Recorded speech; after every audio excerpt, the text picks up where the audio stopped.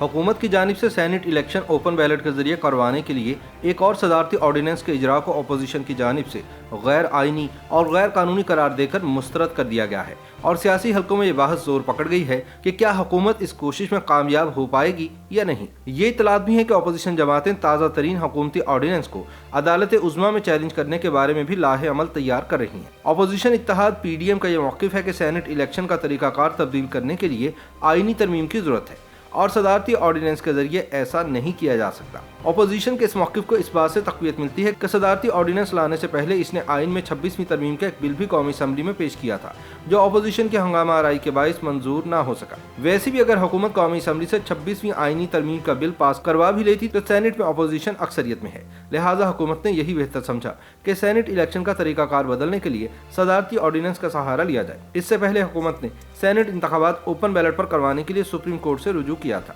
آئینی ماہرین کے مطابق حکومت نے سینٹ کے حوالے سے اپنے تمام آپشنز استعمال کر کے انتخابات اوپن بیلٹ پر کرانے کی راہ ہموار کر لی ہے۔ واضح رہے کہ صدر مملکت ڈاکٹر عارف علوی نے الیکشن ترمیمی آرڈیننس 2021 کے مسودے پر دستخط کر دیے ہیں جس کے ذریعے سینٹ الیکشن اوپن بیلٹ سے ہو سکیں گے۔ اس آرڈیننس کا اطلاق سپریم کورٹ کی رائے سے مشروط کیا گیا ہے۔ الیکشن ترمیمی آرڈیننس کے لیے سن 2017 کے الیکشن ایکٹ 33 کی شق 81 میں ترمیم کی گئی ہے۔ الیکشن ایکٹ سن 2017 کی شق 122 اور 185 میں بھی ترمیم کی گئی ہے۔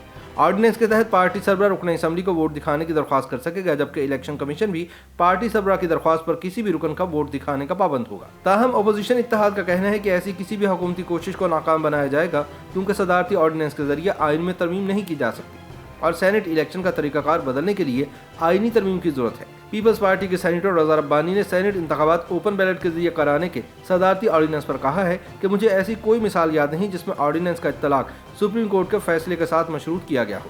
انہوں نے کہا کہ میں یہ سوال پوچھنا چاہتا ہوں کہ جب آپ نے آرٹیکل 6 کے تحت سپریم کورٹ سے رائے طلب کی تو آپ کو عدالت کی رائے کا انتظار کرنا چاہیے تھا۔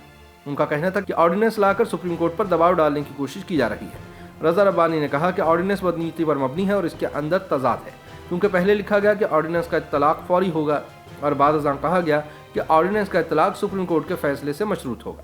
انہوں نے کہا کہ حکومت پارلیمان کو پہلے ہی غیر فعال کر چکی ہے اور اب مزید مذاق کیا جا رہا ہے۔ رضا ربانی نے کہا کہ سینٹ انتخابات کو متنازع بنایا جا رہا ہے۔ انہوں نے کہا کہ آئین میں ترمیم کرنا پارلیمان کی ثوابدید ہے، لیکن ترمیم کے لیے کوئی اقدامات نہیں کیے گئے۔ ان کا کہنا تھا کہ اس ضمن میں کوئی مشاورت نہیں کی گئی کیونکہ مقصد صرف اور صرف سیاست ہے۔ انہوں نے سوال اٹھایا کہ حکومت الیکشن سے ایک ماہ پہلے ترمیم کا بل کیوں لے کر آئی۔ ان کا کہنا تھا کہ حکومتی اقدام آئین اور پارلیمان پر حملہ ہے کیونکہ آئین میں ترمیم کرنا پارلیمان کی ثوابدید ہے۔ دوسری طرف نون لیگ نے بھی صدارتی آرڈیننس کو پارلیمان کی آزادی پر حملہ قرار دے دیا ہے۔ نون لیگ کے سیکریٹری جنرل احسن اقبال کا کہنا ہے کہ سینٹ انتخابات کے حوالے سے صدارتی آرڈیننس لا کر وزیر اعظم عمران خان کی حکومت نے آئین پر ایک اور بدترین حملہ کیا ہے۔ لیگی رہنما نے کہا کہ آئین پاکستان کو فرینڈز آف عمران خان کو نوازنے کے لیے تبدیل نہیں کیا جا سکتا۔ انہوں نے کہا کہ اگر اس غیر آئینی اقدام کو درست قرار دیا گیا تو کل کو ایک اور صدارتی آرڈیننس کے ذریعے 18ویں ترمیم کو بھی رول بیک کیا جا سکتا ہے۔ ایسے ہی 58(2) بھی بحال کرنے کا آرڈیننس بھی جاری ہو سکتا ہے۔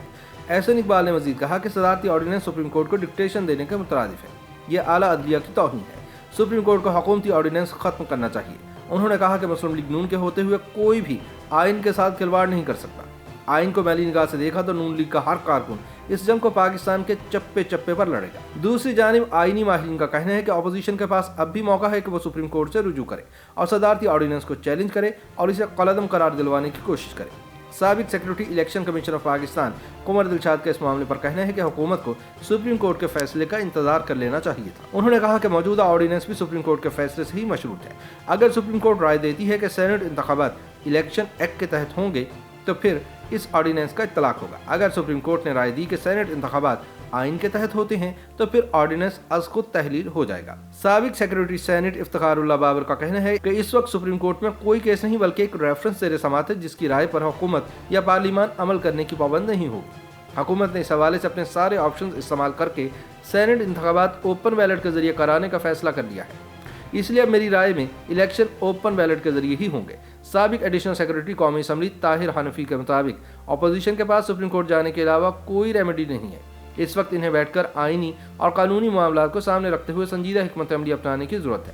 اب وقت آ گیا ہے کہ پارٹی پالیسی کے خلاف ووٹ دینے والے ارکان کے خلاف کارروائی ہو اور چیئرمین اور ڈپٹی چیئرمین سینٹ کے انتخابات کو بھی اوپن بیلٹ کے ذریعے کرانے جیسے معاملات بھی طے کر لیے جائیں۔ दूसरी जानिब वज़ीर आज़म इमरान खान बार बार ये कहते आए हैं कि सेनेट इंतखाबात में पैसों के जरिए वोट खरीदे जाते हैं, इसलिए इसका रास्ता रोकना जरूरी है। कमर दिलशाद ने इस तासुर को 100% दुरुस्त करार देते हुए कहा कि इमरान खान का खदशा है कि पार्टी के लोग इनसे बेवफाई करेंगे, न सिर्फ खैबर पख्तूनख्वा बल्कि पंजाब, सिंध और बलूचिस्तान में भी गेम खेली जाएगी। इस हवाले से इफ्तिखारुल्लाह बाबर का कहना है कि सिर्फ तहरीक इंसाफी नहीं, मुस्लिम लीग नून और पीपल्स पार्टी समेत दीगर जमातों को भी यकीन है कि सूबाई असम्बली में बैठे इनके अरकान अपने वोट भेजते हैं, इसलिए उसूली तौर पर तो सब इस हक में है कि ओपन बैलेट हो, लेकिन इस वक्त महज सियासी तनाज़ात की वजह से इत्तफाक राय मुमकिन नहीं हो पा रहा।